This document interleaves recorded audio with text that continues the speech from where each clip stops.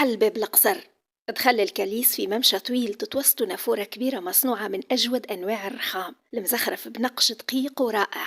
الطريق تمتد بين جنان كبير أو حديقة على جناب، 6 تماثيل متاع أسود رابضة في المقدمة توحي للقادم بهيبة المكان وتبعث فيه الرهبة.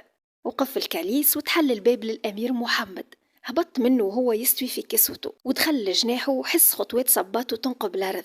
تعدى مباشرة الأم اللي كانت قاعدة في مجلسها بين جواريها، طبس عليها وبس راسها. صباح النور على أحلى أم بالدنيا، صباحك بالخير والرضا. وين مشيت هالصباح؟ مشيت نحب على سرج خاص للسلطان، حبيت نختاره بنفسي. عاد ما اللي تطلبه يجيك، الواه تتعب وماشي بروحك. أمي، نحب نختار حاجتي وحدي ونقوم بأموري بنفسي، نحب نعمل على روحي وما نتكل على حد. باهي باهي، برا الباي حاجته بيك من الصباح وهو يبعث ويعاود، قالك تخلط عليه للديوان دوب ما ترجع للقصر. حاضر، هاني مشيله.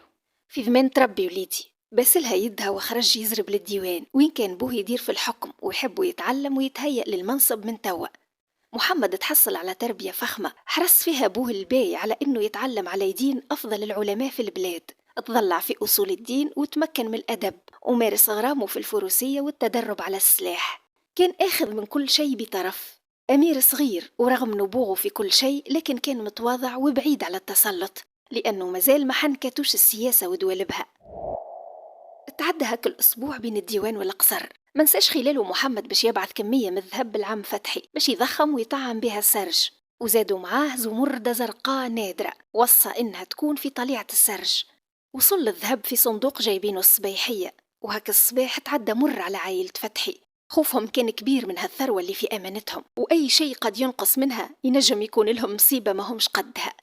مشى عم فتحي ذوب في الذهب مع الحراس اللي جابوه باش يطوعوا للتطريز، والزمردة خلاها في عهدة هند. كانت قاعدة في تركينتها تقلب فيها وعينيها تلمع من بريق الزمردة المصقولة وجمالها الأخاذ. كانت بلون أزرق كي عمق البحر، لكن بنت لها خلاله عروق بيضة جويدة، شعيرات رهيفة انسابت برقة في قلب الزمردة كيما خيوط الضوء كي تتسلل بين جنبات العتمة وتنور مسارها. خلت هند تسافر بأحلامها مع هاك الخطوط، كأني غيمة خفيفة زهرية هزتها لعالم سحري فيه أمير وكاليس وهند بالحذاء الكريستالي. ضحكت على روحها كأنها طفلة صغيرة سرحت في خرافة ويلزمها تخرج منها ومن عالم الأحلام متاعها. استوت خصلة من شعرها الحرير كانت هاربة على خواتها وهبطت على خدها، ورجعت تكمل في نقشة سرج الأمير بهمة وحماس. خدمتها كان فيها برشا محبة وإتقان، كأنها فنان يرسم في لوحة، يبدع ويتفنن، يرقق في شيرة ويغلظ من ناحية أخرى، يحفر ويزين، وساعة ساعة يعدي يده يتحسس ويتلمس مواطن الجمال من القطعة المميزة اللي بين يديه. بابها كان مردود عليها وهي غاطسة بين خدمة وحلمة، وفجأة سمعت حس خطوات دخلت للحانوت من شيرة مدخل بوها. تفجعت وهي تعرف روحها وحدها في الحانوت. القادم كان محمد اللي ما طاقه صبر، بعث الذهب ووصى وأكد على المحافظة عليه، وزاد كمل خلط هو بنفسه، وهو يقنع في روحه إنه حب يأكد على قيمة الزمردة باش يستحفظوا عليها في عينيهم. دق الباب وكيما لقى حد نحنح وتكلم. شكون هنا؟ بكشت هند وصوتها هرب منها، زادت لصقت في بلاصتها وفي قرارة ذاتها كانت تنعل في الخوف اللي نماه فيها أبوها. محمد زاد عاود يتكلم بإصرار هالمرة، كان عارف اللي هي موجودة ومتخبية، حب يجبرها تتكلم باش يسمعها. تشكون هنا؟ وهي حصلت بسهولة في الفخ، خذت نفس عميق، استجمعت شجاعتها وردت عليه. بابا خرج شوية أخرى ويجي. نغمة الصوت العذب تسلت وسريت الوذن كالسمفونية.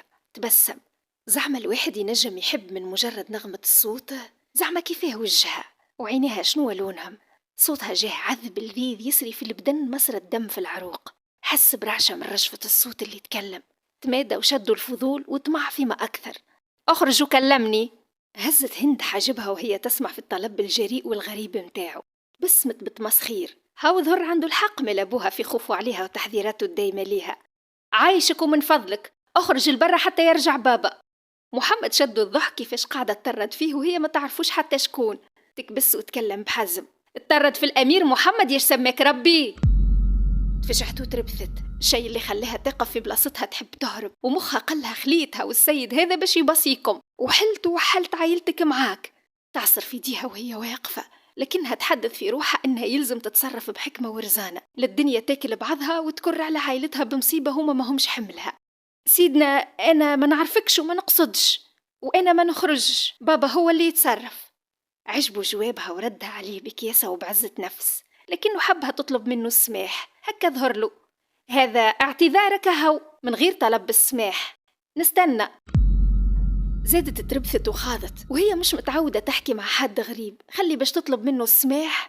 ما زالت هكاكا داخلة بعضها ومهمشة وتسمع حس خطوات داخلة للحانوت. هذا بوها رجع هو والصبيحية.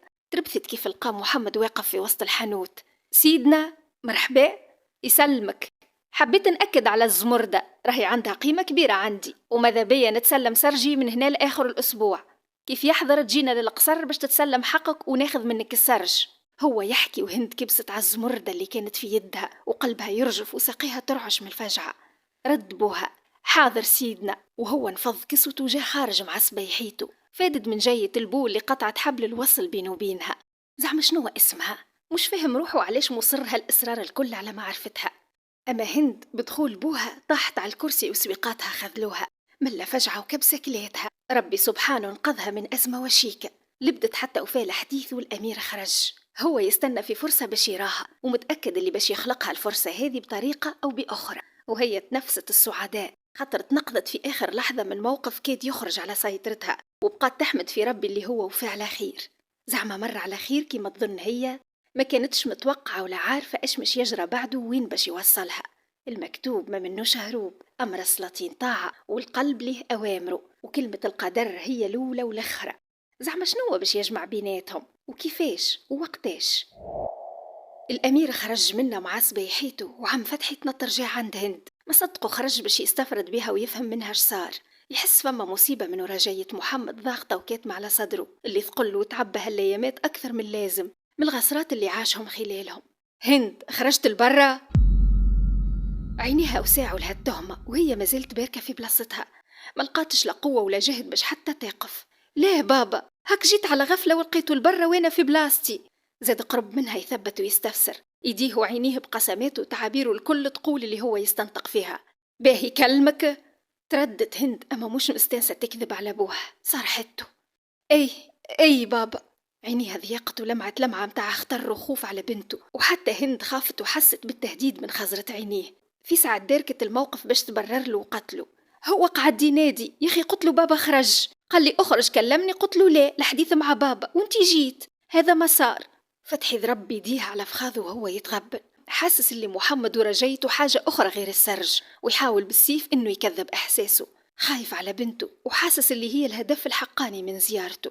سكت شوية يبلع في ريقه اللي شاح، ومنها صاح ايش مكلمك فيه وايش مجاوبك؟ خليته ينبح لين يسكت. زاد مد صبعه هزه قدام وجهها ينبه ويعاود. اخر مرة ما عاد ترد حتى على حد البرة، احسب روحك مش موجودة هنا مهما كان اللي نادي، خليه ينبح وحده وما تجاوبوش. برا ارجع لخدمتك. بهتت فيه كيفاش يوبخ فيها وريقه تشاش ويتكلم بحصب، وصبعه اللي رافعه في وجهها عده خزقلها عينيها. رجعت طبست على السرج وروحها غايظتها وقلبها وجعها من كلام بوها ليها، خاطر مش متعود يحكي معاها هكا ولا هي مستانسة بهالمعاملة منه.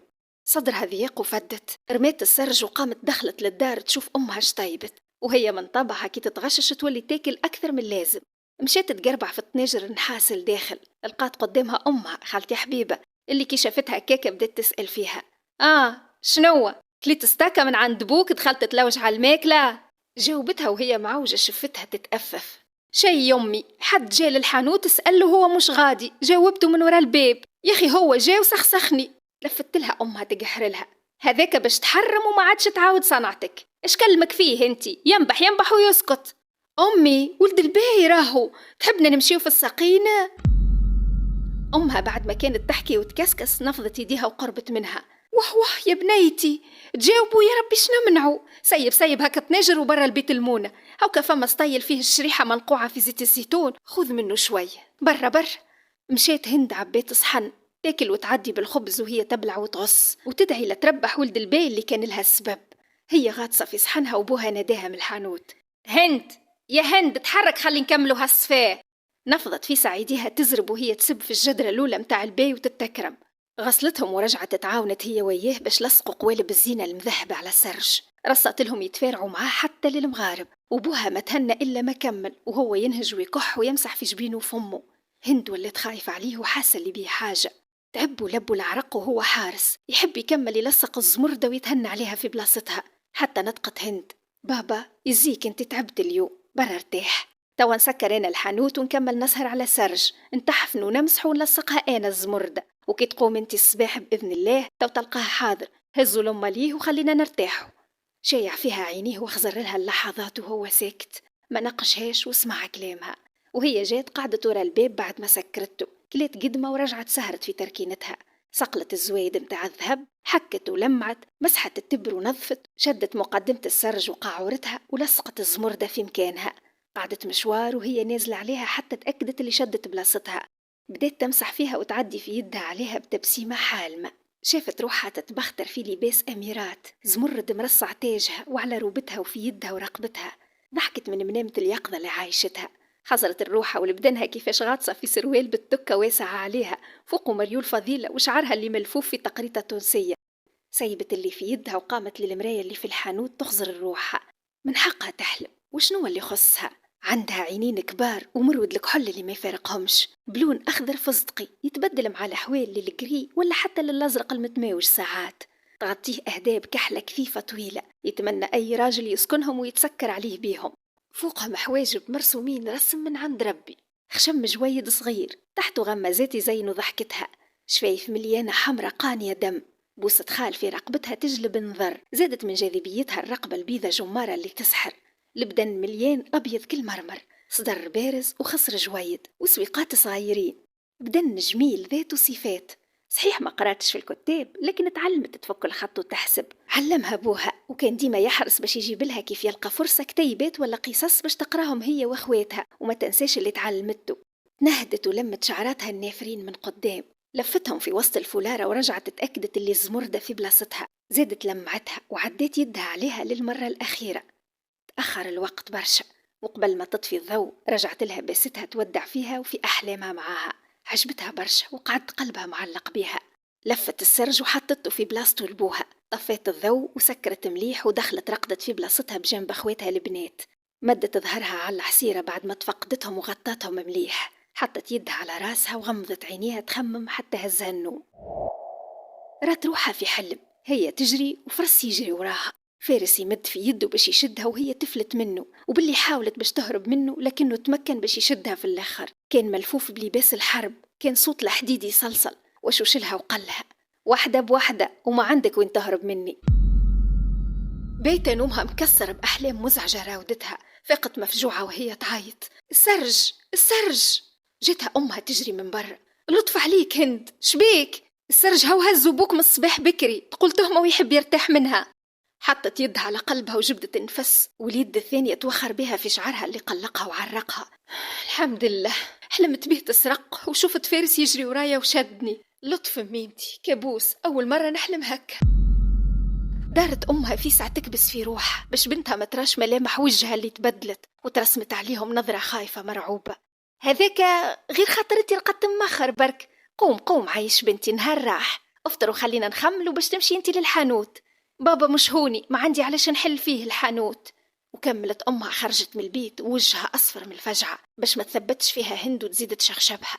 على كيفك، المفيد توقو. باهي يمي، هاني جاية وراك. قامت تتكسل وتنعل في الشيطان، غسلت حالتها ولمت شعرها الطويل في فولارة، فترة ودارت في الدار هي واخواتها البنات، تقضي تنفض في الغبرة وتنظف وتمسح وتنظم معاهم وهي تنفخ وحاسة قلبها مقبوض ومقايل لها خير. كملت وقعدت وهي ما زالت على أعصابها الدادي وتحاول باش تكسر القلق. قامت حلت حانوت بوها من شيرة دارها، دخلت تركينتها وقعدت تتلهي في روحها في التطريز. طول بها الوقت وفتحي بوها ما روحش، خافت وزاد الشي بها. الظاهر اللي منامتها مش من فراغ، كانت غاطسة في تخمامها يهز ويجيب فيها هكاكا وتسمع أصوات وهرج في الربع، حس كبير ولغطة خلاوها تتفجع. تضرب على الباب من شيرة السوق بالقوي ومعاها سياح: حل الباب، حل نكسروه، نحن صبيحية القصر. من الفجعة تنطرت تحل لهم. أمها وأخواتها سمعوا وخلطوا راها في سح، دورت المفتاح وهي تستلطف ويدها ترعش ولسانها معقود: لحظة لحظة برك. وأمها وراها تضرب على صدرها: يسمعنا علم الخير، استر يا ستار، ايش من مصيبة وراهم. من كثر الربثة ولت يدها ترجل وما نجمتش تحل الباب، وهما زادوا في الدقان باش يرحلوه. صوت بوها وصلها ضعيف من برا. ما تخافش يا هند، ما تخافوش، حل. صوته طمنها وعطاها طاقة. عينيها دمعت أما حست بيه حاجة. دزت أمها، فردت الباب وحلت، وهما هجموا داخلين. كانت حظبة كبيرة ملمومة لبرا، ورجال الربع الكل واقفين باهتين. شبيكم؟ اش صار؟ دخلوا يتجاراو بدبك ساقيهم وحسهم وهرجهم، سيوفهم تصلصل على جناب، منظرهم يخوف ويبعث الرعب في أقوى قلوب الرجال. واحد منهم وقف داس صدره. زمردة سيدنا. انطقها الكلمتين وسكت، وغزروا الكلهم العمك فتحي. كان واقف بيناتهم، يديه مربطة وعينيه مدمعة ووجهه أحمر مغصور. فلاش باك. قام فتحي ساري على الصباح، حتى السرج في قفة وغطاه وشد الثنية للقصر، يمني في روحه بأجر باهي، وفي نفس الوقت باش يتخلص من مصيبته ومشي وجاي ولد البي عليه. ركب في كاليس يجري بيه وهو يستعوذ ويستغفر، حسس قلبه ثقيل، يلعن في الشيطان باش ما يرجعش على جرته. وصل قدام القصر، كان مدخله خلاب يأسر الألباب، وقف بجنبه وين الحراس متاع القصر. تفضل، اش حاجتك على الصباح؟ جبت سرج سيدنا محمد، أعلموه. اقف هنا حتى نبلغوه. وقف يستنى وطال عليه وقت الانتظار، حتى رجع واحد منهم وطلب منه باش يتبعه. مشى وراها بخطوات ثقيلة، والمسافة ولات مجهمة عليه كأنه درع على شنو قادم. دخلوه من باب مقوس مزخرف بنقوش وتصاور بديعة، سقيفة يتفرع منها ممشى طويل، والحراس موزعين من كل شيرة وجانب. كان الممشى مظلم ما عدا أضواء ضعيفة فيه، بحكم مازال بكري والشمس مازالت ما طلعتش القلب السماء، الشيء اللي زاد غمله على قلبه، تقول سرداب متاع زنزانة. خلاوها عند الباب شوية وبعد حلولو دخل. الأمير قايم بكري بطبيعته، يخرج يدور على حصان وبعد يرجع، ومازال كيف دخل بالباس الفروسية. صباح الخير سيدنا. صباح الخير، إن شاء الله حضرت قطعتنا كيف ما حبيناها. أي سيدنا تفضل. ومحمد مد يده يستنى يجيبها له وين هو واقف. قدم فتحي وهو يرعش وراسه مطبس، مده ووخر من غير ما يهز راسه، وقف وحط يديه فوق بعضهم على كرشه، وراسه محني يستنى في كلمة شكر وفليساته يجيبوهم له. مراعو كان صوت الأمير طلع وهو يهدر. وين زمردتي؟ هز راسه بلهفة مفجوع، يتذكر مليح اللي هو راها الصباح قبل ما يخبي سرج ويجيبه. تربث لسانه وتلجلج. سيدنا في السرج من قدام. رماه قدام وجابه ملوح، وقلوا عينيه تقدح نار. ثبت تره، بالك ظالمة كان. هبط فتحي على ركيبه الملخلخة، عينيه مضبة وهو يلوج. قلب السرج ملقاهاش، رجع القفت ودور يده فيها وشي، برك في القاعة قلبها وشي. دموعه سبقوه، والأمير محمد بقى يثبت فيه. يا سيدي والله جبتها راكبة في بلاصتها فيه. محمد باقي شاد روحه، وهو ماهوش من نوع اللي يتسرع ويظلم، وقال له مالا هاي ما فماش. سيدنا بالك طاحت لي في الدار، خلي نرجع نشوفها ونرجع لك. انفخ بقوة يستعوذ وقال له فرصة أخيرة، على أمل أنك تلقاها. الصبيحية هما باش يهزوك ويجيبوك، انت توا على ذمة حكم في صورة ضياع الزمردة، أعرف روحك على شنو قادم. وعيط بصوت عالي على خدامه. لحظة وداروا بفتحي، يديه تربطت وخرجوا بيه بأوامر مشدة، وفتحي بيناتهم قلبه طايح ويندب على سعده ويامه. جا طامع رصت له واحد في تهمة، ويا عالم يخرج منها ولا لا. عائلته فهموا اللي جرى، والرعب دب في قلوبهم. هذه حاجة ملوك وينجموا يروحوا فيها بين الساقين. اللي هذه تنطر تتفركس من هنا وغادي، وهند جرات لتركينتها تلوج، وفي قلبها تسب في البي وولد البي والجدرة الأولى متاع البيات. قلبت منا، دارت منا، شافت منا، نقبت بلاصتها وشي. أرضه كانت لها بلاعة، قلوب مرعوبة راشفة وعيون دامعة. والصبيحية عاودوا كركروا عم فتحي خارجين بيه بعد ما أيسوا إنهم يلقاوها.